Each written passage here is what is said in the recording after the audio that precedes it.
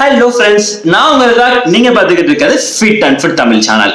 நம்ம இன்னைக்கு இந்த வீடியோல 4 வகையான வெயிட் லாஸ் பிரேக்ஃபாஸ்ட் ரெசிபிஸ் தான் பார்க்க போறோம். இந்த 4 வெயிட் லாஸ் பிரேக்ஃபாஸ்ட் ரெசிபியுமே நம்ம மில்லட்ஸ், அதாவது சிறுதானிய அரிசிகள் வச்சு செஞ்சிருக்க போறோம். வெயிட் லாஸ் இருக்கும்போது மில்லட்ஸ் நமக்கு ரொம்ப ரொம்ப யூஸ்ஃபுல்லா இருக்கும். ஏன் அப்படின்னு சொல்லி பாத்தீங்கன்னா, இந்த மில்லட் ரைஸ் அதாவது சிறுதானிய அரிசிகள் full and full complex carbs அப்படின்னு சொல்லலாம். காம்ப்ளெக்ஸ் கார்ப்ஸ் இருக்கிற உணவுகள் நம்ம சாப்பிட்டோம் அப்படின்னா அது நமக்கு ஜீரணம் ஆறதுக்கு ரொம்ப ரொம்ப லேட் ஆகும். சோ ஜீரணம் ஆறதுக்கு ரொம்ப ரொம்ப லேட் ஆறனால நம்ம அடுத்த உணவை ரொம்ப லேட்டா சாப்பிடுவோம். இன்னும் நமக்கு பசியே எடுக்காம இருக்கும். அது போக அடுத்த உணவை நம்ம ரொம்ப கம்மியாவும் அது சாப்பிடுவோம். சோ அதனால நம்ம காம்ப்ளெக்ஸ் கார்ப்ஸ் இருக்கிற உணவுகளை நம்ம வெயிட் லாஸ்ல இருக்கும்போது எடுத்துக்கிட்டோம் அப்படின்னா நமக்கு ரொம்பவே யூஸ்ஃபுல்லா இருக்கும். இந்த காம்ப்ளெக்ஸ் கார்ப்ஸ் ரொம்ப அதிகமா இருக்க உணவு என்னதுன்னு சொல்லி பாத்தீங்கன்னா சிறுதானிய அரிசி, அதாவது மில்லட் ரைஸ். சோ இப்போ உங்களுக்கு தெரிஞ்சிருக்கும் மில்லட் ரைஸ் சிறுதானிய அரிசி எதனால நமக்கு வெயிட் லாஸ்க்கு ரொம்ப ரொம்ப யூஸ்ஃபுல்லா இருக்கு அப்படின்னு சொல்லிட்டு நம்ம இன்னைக்கு இந்த வீடியோல இந்த சிறுதானிய அரிசிகளை வச்சு 4 வகையான பிரேக்ஃபாஸ்ட் ரெசிபிஸ் தான் பார்க்க போறோம். ஃபர்ஸ்ட் ஒன்னு ரொம்ப ரொம்ப favourite, most favourite weight loss pongal recipe. இந்த பொங்கல் ரெசிபி நம்ம மில்லட் ரைஸ் வச்சு செஞ்சிருக்கோம். வாங்க எப்படி செய்யலாம்னு சொல்லி பார்த்துட்டு வந்துடலாம். டீ குடிப்போம் இல்லையா, அந்த கிளாஸ் ஒரு அளவு எடுத்திருக்கேன். டீ கிளாஸ் அளவு 100 கிராம் அரிசி பிடிக்கிற மாதிரி இருக்கு. இதுல ஒரு கிளாஸ் திணை அரிசி எடுத்திருக்கோம். இப்ப நம்ம இதை ஒரு பவுல்ல போட்டுக்கிடுவோம். இப்போ அதே கிளாஸ்ல நான் ஒரு 3/4 கிளாஸ் பாசிப்பருப்பு போட்டுக்கிடுவோம். அளவு 75 கிராம். அரிசி 100 கிராமு, பாசிப்பருப்பு 75 கிராம். இதையும் இந்த திணை அரிசியில போட்டுக்கிறோம். பாசிப்பருப்புலப்பா அதிகமாக புரோட்டீன் இருக்கு. இப்பப்பா நான் திணை அரிசியும் பாசிப்பருப்புலையும் தண்ணி ஊற்றிருக்கேன். இதை நான் கழுக போகிறேன். இப்போ கழுவ மேத எவ்வளோ டஸ்ட் இருக்கு பாருங்க. அதனால இதை இப்படி கை வச்சு நிறுத்து கழுவிக்கங்க. ஏன்னா பொடி அரிசினால உங்களுக்கு கீழே விழும். இப்போ அடுத்த ஒரு தடவை தண்ணி ஊற்றிக்கிறோம். இப்படி கழுவிக்கோங்க. மேலே உள்ள டஸ்ட்டு பூரா உங்களுக்கு வந்துடும். உங்களுக்கு கையில் நிறுக்க முடியலன்னா ஜல்லடை வச்சுக்கோங்க. ஜல்லடை வச்சிங்கன்னா உங்களுக்கு பொடி அரிசி உங்களுக்கு கீழே விழுகாப்ப. நான் 2 தடவை வாஷ் பண்ணியிருக்கேன். இது 3ஆவது தடவை. இப்போ தான் நான் உங்களுக்கு தெளிவாக இருக்குது. டஸ்ட்டு பூரா நல்லா வெளியே வந்துருச்சு. இப்போப்பா நான் 3 தண்ணி ஊற்றி நல்லா கழுவி எடுத்திருக்கேன். இப்போ ஒரு 15 நிமிஷத்துக்கு தண்ணி ஊற்றி ஊற வச்சுக்கிடுவோம். ஒரு 15 நிமிஷம் ஊறட்டும். 15 நிமிஷம் ஊறிடுச்சுப்பா நல்லா. இப்போ வாங்க நம்ம பொங்கல் செய்வோம். Gas on பண்ணியிருக்கேன்ப்பா.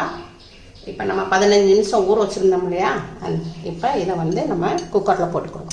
அரிசி வேகிறதுக்கு நம்ம தண்ணி ஊற்றிக்கிறோம். இதில் 4 கிளாஸ் தண்ணி ஊற்றிக்கிறோம்.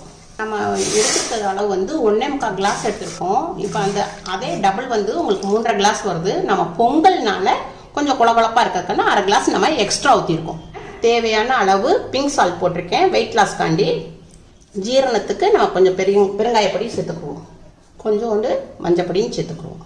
இப்போ இதை நம்ம மிக்ஸ் பண்ணிக்கிறோம். இதை மூடி போட்டுருவோம். மூடி போட்டாச்சுப்பா. கேஸ் ஃபுல்லாக தான் இருக்குது. இப்போ கேஸ் ஃபுல்லாக இருக்கிறனால ஃபஸ்ட்டு விசில் வரும். ஃபஸ்ட்டு விசில் வந்த உடனேயும் நீங்கள் கேஸை ஸ்லோ பண்ணிடுங்க. ஸ்லோ பண்ணிவிட்டு 2 விசில் வந்த உடனே ஆஃப் பண்ணிடுவோம். கேஸை ஆஃப் பண்ணிடுவோம். நம்ம விசில் அடங்குறதுக்குள்ள டக்குன்னு ஒரு சட்னி செஞ்சிருவோம். ஒரு துண்டு தேங்காய் போட்டுக்குருவோம். சின்ன துண்டு ஒரு தேங்காய் போட்டிருக்கோம். ஒரு பல்லு வெள்ளைப்பூடு, கொஞ்சோண்டு இஞ்சி, சின்ன வெங்காயத்தில் 2, பச்சை மிளகாய் 2, கொஞ்சோண்டு நம்ம மல்லி இலை சேர்த்துக்குருவோம்.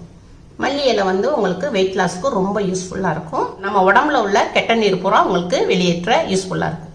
கொஞ்சம் பொரிகடலை சேர்த்துக்குருவோம். பொரிகடலை உங்களுக்கு புரோட்டீன் இருக்கு. கொஞ்சோண்டு பிங்க் சால்ட் சேர்த்துக்குருவோம். கொஞ்சம் தண்ணி ஊற்றி உங்களுக்கு அடிச்சு கொண்டு வரேன். இப்போ நான் சட்னி அரைச்சி கொண்டு வந்திருக்கேன்ப்பா. இதை ஒரு பவுலில் மாற்றிக்கிறோம். துவையல் பதத்துக்கு எடுத்திருக்கேன் சட்னி. வெயிட் லாஸில் இருக்கும்போது நம்ம சட்னி எண்ணெய் ஊற்றி தாளிக்கக்கூடாது. நம்ம அப்படியே மிக்சியில் அடிச்சுட்டு வந்திருக்கோம்ல, அப்படியே வச்சு சாப்பிடுங்க. ரொம்ப டேஸ்ட்டாக இருக்கும். வெயிட் லாஸ்க்கு ரொம்ப யூஸ்ஃபுல்லாக இருக்கும். ஒரு விசில் ஹைலையும் 2 விசில் ஸ்லோலையும் வச்சு உங்களுக்கு விசில் அடங்கிடுச்சுப்பா. இப்போ நான் ஓப்பன் பண்ணுறேன். இப்போ நல்லா அரிசி நல்லா மசிஞ்சிருச்சுப்பா. பொங்கல் பதத்தில் தான் இருக்குது. கரெக்டான அளவு தண்ணி ஊற்றிருக்கோம். இப்போ நம்ம இதுக்கு மிளகு சீரகம் போட்டு நம்ம இதில் தாளித்து ஊற்றிக்கிறோம். இந்த அளவு பொங்கல்லப்பா நம்ம 3 பேர் சாப்பிடலாம். இப்போ சட்டி காஞ்சிருச்சு. 1 ஸ்பூனு உங்களுக்கு நெய் ஊற்றுறேன்.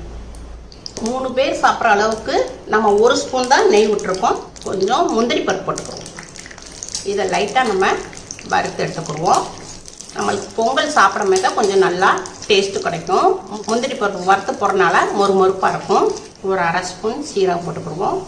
ஒரு இன்ச்சு லைட்டாக பொடிசாக நறுக்கிய இஞ்சி போட்டுக்குருவோம். மிளகு ஒரு அரை ஸ்பூன் போட்டுக்குருவோம்ப்பா. அதை வந்து நான் கல் வச்சு நுணுக்கி எடுத்துருக்கேன். நீங்கள் வேணால் மிக்சியில் அடிச்சுக்கோங்க பரபரன்னு. கொஞ்சோண்டு கரகப்பில் போட்டுக்குவோம். இதை பொங்கலில் மாற்றிக்குவோம். நம்ம இதை வந்து தாளித்து போட்டிருக்கோம்லப்பா, இதை பூராத்தையும் நம்ம எல்லாத்தையும் மிக்ஸ் பண்ணிக்கிறோம். திணை அரிசியிலப்பா நம்ம வந்து கொஞ்சம் மஞ்சத்தூள் போட்டிருக்கோம், இப்போ கொஞ்சம் பெப்பர் போட்டிருக்கோம். இது ரெண்டும் சேர்ந்தாவே நம்மளுக்கு வந்து வெயிட் லாஸுக்கு ரொம்ப யூஸ்ஃபுல்லாக இருக்கும்ப்பா. இது நல்லா மிக்ஸ் பண்ணியாச்சு. பொங்கல் ரெடி ஆயிடுச்சு. இப்போ ஒரு பிளேட்டில் மாற்றிக்கிறோம். அவ்வளோதான்ப்பா, திணை பொங்கல் ரெடி ஆயிடுச்சு. இதை வந்து நீங்கள் சுட சுட சாப்பிடுங்க. சுட சுட சாப்பிட்டீங்கன்னா ரொம்ப டேஸ்ட்டாக இருக்கும். இதே மாதிரி கொத்தமல்லி சட்னி வச்சு சாப்பிடுங்க. பக்கத்தில் நீங்கள் வீட்டில் சாம்பார் வச்சுருங்க, சாம்பாரும் தொட்டு சாப்பிடுங்க. ரொம்ப டேஸ்ட்டாக இருக்கும்ப்பா.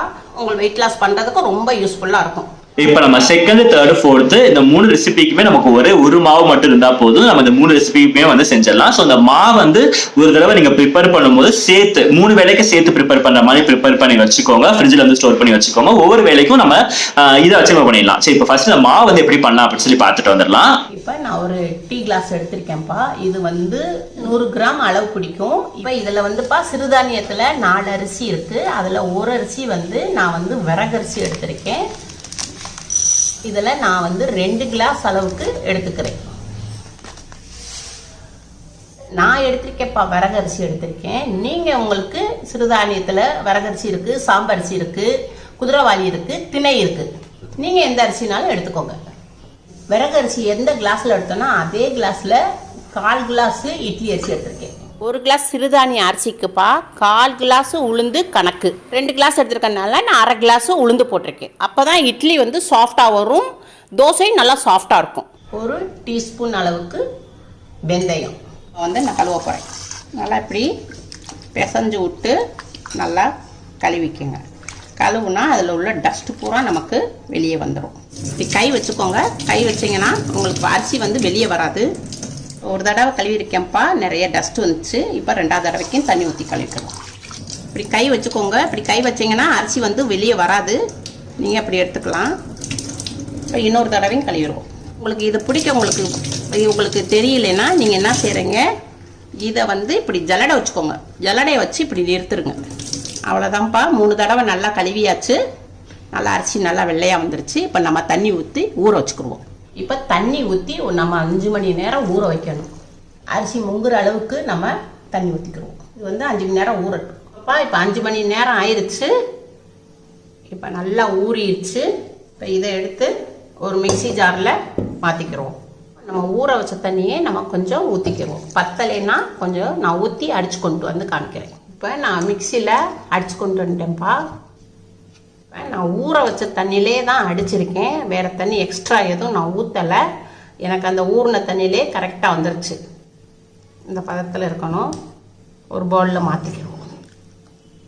நார்மலாக நம்ம அரிசி மாவு அரைப்போம்லப்பா, அதே மாதிரி தான் நம்மளுக்கு வெள்ளை வெள்ளைன்னு இருக்குது. மாவுக்கு தேவையான அளவு உப்பு போடுறேன், பிங்க் சால்ட்டு போடுறேன்ப்பா. இதையும் நல்லா நம்ம மிக்ஸ் பண்ணிக்குவோம். இப்போ இதை வந்து நம்ம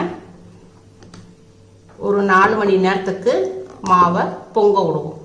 இப்போப்பா நம்ம 4 மணி நேரம் பொங்க வச்சுருந்த மாவை இப்போ 4 மணி நேரம் ஆயிடுச்சு. மாவு வந்து நல்லா பொங்கியிருக்கு. மேலே பொங்கியிருக்கும். இப்படி நம்ம நல்லா கரண்டி வச்சு இப்படி மிக்ஸ் பண்ணோம்னா மாவு வந்து உங்களுக்கு கீழே அந்த பொங்கின மாவு கீழே வந்து அமைங்கிரும். சரி, இப்ப அம்மா வந்து இந்த மாவு வந்து புளிக்க வச்சிருந்தாங்கல்ல, இந்த மாவு தான் நமக்கு தேவையான மாவு. இந்த மாவை நீங்க அப்படியே புளிச்சதுக்கு அப்புறமா டைரக்டா நீங்க இந்த மாவுல இருந்து எடுத்து அப்படி நம்ம வந்து இட்லி ஊத்திடலாம். அது இட்லி ஊத்தணும் அப்படின்னா அது வந்து மில்லட்ஸ் இட்லி ஆயிடுது. இதை நம்ம வந்து பிரேக்ஃபாஸ்ட்டுக்கு நம்ம வந்து சாப்பிட்டுக்கலாம்.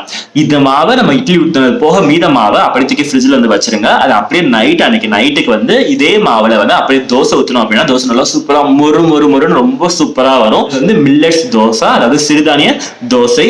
அது ரொம்ப ரொம்ப சூப்பரா இருக்கும். டேஸ்ட் ரொம்ப செம்மையா இருக்கும். நார்மல் தோசை எப்படி சாப்பிடுறோமோ அதே மாதிரியே தான் வந்து இருக்கும். சோ அது வந்து கரெக்டா தோசை ஊத்துறதுக்கு அப்புறம் மீத மாவை எடுத்து திருப்பி அதை வந்து ஃப்ரிட்ஜ்ல வந்து ஸ்டோர் பண்ணிடுங்க. அதுக்கு அடுத்த நாள் அடுத்த வேளை பிரேக்ஃபாஸ்ட் சாப்பிடறதுக்கு திருப்பி இதே மாவுல எடுத்துட்டு அது கொஞ்சம் வெங்காயம், கொஞ்சம் பச்சை மிளகா, கொஞ்சம் முருங்கைக்கீரை இதெல்லாம் போட்டு அப்படியே நம்ம ஊத்தாப்பம் மாதிரி ஊத்தி எடுத்தோம் அப்படின்னா அது வந்து முருங்கை ஊத்தாப்பம் வந்து ரெடி ஆயிருது. அது ரொம்ப ரொம்ப சூப்பரா வந்து இருக்கும். சோ இந்த ஒரு மாவு இருந்துச்சுன்னா நம்ம இந்த 3 ரெசிபி நம்ம வந்து சேர்ந்தாப்புல நம்ம வந்து பண்ணிடலாம். இந்த 3 ரெசிபியுமே வந்து ரொம்ப ரொம்ப டேஸ்டா இருக்கும். நமக்கு வேலையும் ரொம்ப ரொம்ப கம்மியா வந்து முடிஞ்சிடும். ஒரே ஒரு மாவு மட்டும் நம்ம ப்ரிப்பேர் பண்ணிட்டோம் அப்படின்னா நமக்கு 3 வேளைக்கு நமக்கு உணவு ஆயிடுது. அது ஹெல்தியான வெயிட் லாஸ் டேஸ்டி ரெசிபிஸா வந்து ஆயிடுது. கண்டிப்பா அந்த 4மே ட்ரை பண்ணி பாருங்க. உங்களுக்கு இந்த வீடியோ ரொம்ப ரொம்ப யூஸ்ஃபுல்லா இருக்கும் அப்படின்னு சொல்லி நினைக்கிறேன். இந்த வீடியோ பிடிச்சிருந்துச்சுன்னா மறக்காம லைக் பண்ணிருங்க. நம்ம சேனல் நீங்க சப்ஸ்கிரைப் பண்ணல அப்படின்னா மறக்காம சப்ஸ்கிரைப் பண்ணிக்கோங்க. உங்க எல்லாத்தையும் அடுத்த சந்திக்கிறேன். அது வரைக்கும் பை பை.